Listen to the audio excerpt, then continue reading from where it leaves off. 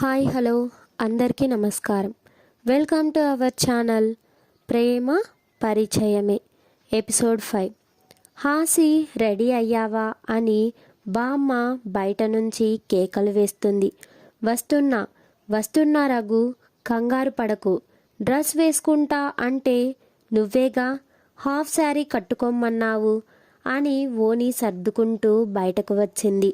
లేత ఆకుపచ్చ రంగు పరికిని లేత గులాబీ రంగు ఓని సర్దుకుంటూ మెడలో షార్ట్ హారం, చెవులకు మీడియం సైజు బుట్టలు, చేతులకు మట్టి గాజులు, అచ్చు 16 నాళ్ళ బుట్టబొమ్మల నడిచి వస్తుంది.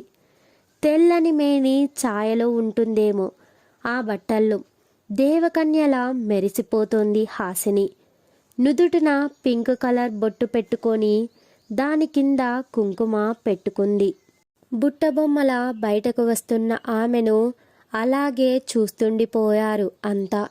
నిండు వెన్నెల పచ్చని పైరు పరికిని వేసినట్టుంది ఆమె అందం. నా దిష్టే తగిలేలా ఉందే, వచ్చాక మీ అమ్మతో దిష్టి తీయించుకో అని మెటికలు విరుస్తుంది బామ్మ.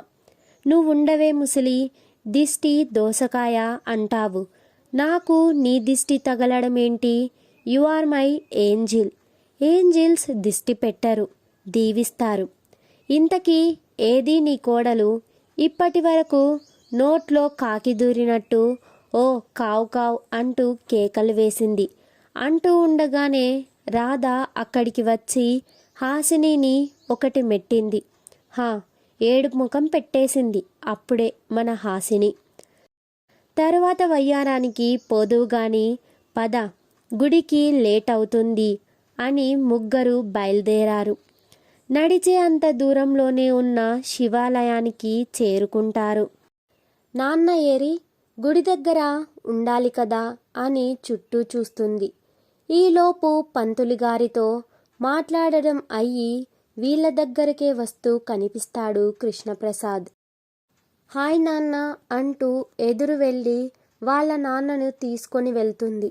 వెనకే అత్తాకోడళ్ళు కూడా గుడిలోకి వెళ్ళి భక్తితో చేతులు జోడిస్తూ మనసులో కోరికలు కోరుకుంటారు. అందరూ బయటకు వెళ్తారు. ఇంకా హాసిని దండం పెట్టుకుంటూ ఉంటుంది. మరి తన మదిలో కోరికేంటో. మరి అలా దర్శనం చేసుకొని ఇంటికి వెళ్ళిపోతారు. హాసిని ఎంత వద్దంటున్నా బామ్మ రాధ చేత మనవరాలికి దిష్టి తీయించింది. ఆ రాత్రికి శివాలయంలో శివపార్వతుల కళ్యాణానికి కూడా వెళ్ళి వచ్చారు. వంశీ మాటతో తన క్యాబిన్కి వెళ్లకుండా మేనేజర్ క్యాబిన్ దగ్గరకు వెళ్తాడు హర్ష. డోర్ నాక్ చేసి may I come in sir అని పర్మిషన్ తీసుకొని లోపలికి వెళ్తాడు. పిలిచారంట అని అన్నాడు హర్ష. మిస్టర్ హర్షద్, మీకు ఇచ్చిన ప్రాజెక్ట్ వర్క్ ఎంతవరకు వచ్చింది? డ్యూ టైం దగ్గర పడుతుంది, త్వరగా ఫినిష్ చేయండి. మీ టీమ్మేట్స్ సరిగ్గా వర్క్ చేస్తున్నట్లు లేరు. చూసుకోవాల్సిన బాధ్యత హెచ్ఆర్గా మీకుంటుందిగా మిస్టర్ హర్షద్. అంతలోనూ నా బట్టతల బాణపొట్ట గురించి ఫీల్ అవుతున్నారంట. ఇంతకీ మీ టీంలో న్యూగా జాయిన్ అయిన అమ్మాయి అందంగా ఉంటుందంట, నెంబర్ ఇస్తుందేమో అడగండి మిస్టర్ హర్షద్. పొద్దున్న ఎఫెక్టా ఇదంతా? డాడ్ మీరొచ్చారని తెలిసే నేను అమ్మ మిమ్మల్ని టీస్ చేయాలనుకున్నాం. అయినా మీకు తెలుసు కదా డాడ్. సర్లే, వర్క్ ఎంతవరకు కంప్లీట్ అయింది అంటూ హర్షను చూస్తారు. డాడ్ 75% కంప్లీట్ అయింది. ఇంకా 2 నెలలు టైం ఉందిగా, కంప్లీట్ చేస్తాం. ఓకే, వెళ్ళి వర్క్ చేసుకో. ఇంటికి వెళ్ళడం లేట్ అయితే నేను ఆపేసా అని నా మీద పడుతుంది నీ హిట్లర్ మమ్మీ. డాడ్ అంటూ గారాలు పోతాడు హర్ష. నవ్వుకొని వెళ్ళు కన్నా. ఓకే డాడ్, బాయ్ అంటూ వెళ్ళి సాయంత్రం వరకు వర్క్ చేసుకుంటారు. అనుకున్నట్టుగానే ఇంటికి వెళ్ళి తర్వాత గుడికి వెళ్తారు. ఫ్యామిలీ మొత్తం ప్రదక్షిణలు పూర్తి చేసి గుడి లోపలికి వెళ్తారు. నాయనా, మీ గోత్రనామాలు చెప్పండి అని పంతులుగారు అడుగుతారు. శుభలక్షల గోత్రం హరీష్, దీవెన హర్షద్. పంతులు గారు వాళ్ళ పేర్లతో అర్చన చేస్తారు. అలా కొద్దిసేపు గుడిలో కూర్చొని ఇంటి బాట పడుతుంది మిత్ర ఫ్యామిలీ. చీకటి గది, కొంచెం కూడా వెలుగనేది లేదు. ఆ గదిలో ఎవరో అరుస్తున్న శబ్దం వినపడుతున్నాయి. ఒక్కసారిగా తలుపులు తెరుచుకున్నాయి. ఎవరో వస్తున్నట్టు అడుగుల శబ్దం వినిపిస్తోంది. ఆ వచ్చేది ఎవరో ఆ గదిలో ఉన్న వాళ్ళకి అర్థమై ఇక తన చావు తప్పదని ఫిక్స్ అయ్యారు. రూమ్ డోర్ తెరిచి లైట్ వేశారు. ఆ లైట్ వెలుతురిలో అతని కళ్ళు చిరునిప్పులు సంతరించుకున్నాయి. తెల్లని మేని ఛాయ ఏమో కోపంలో అతడి ముఖం ఎర్రగా మారిపోయింది. గన్ తీసి పాయింట్ బ్లాక్లో పెట్టి, ఎవరు నువ్వు?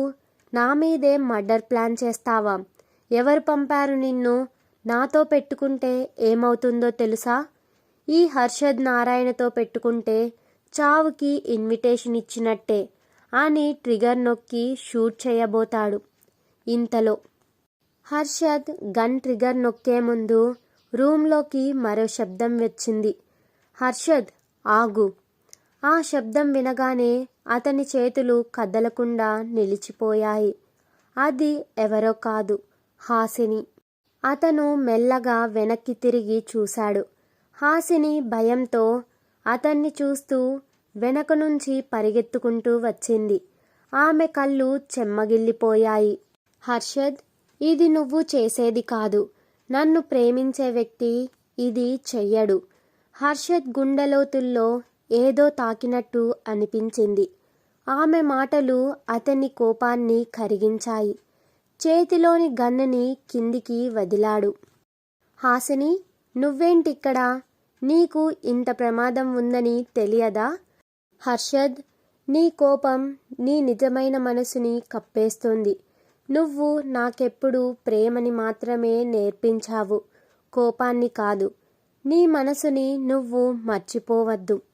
అతను ఒక్క క్షణం హాసినిని చూసి మెల్లగా నవ్వాడు. నిజమే, నువ్వు నా పక్కన ఉంటే నాకు కోపం అవసరం లేదు. అతను హాసినిని హత్తుకున్నాడు.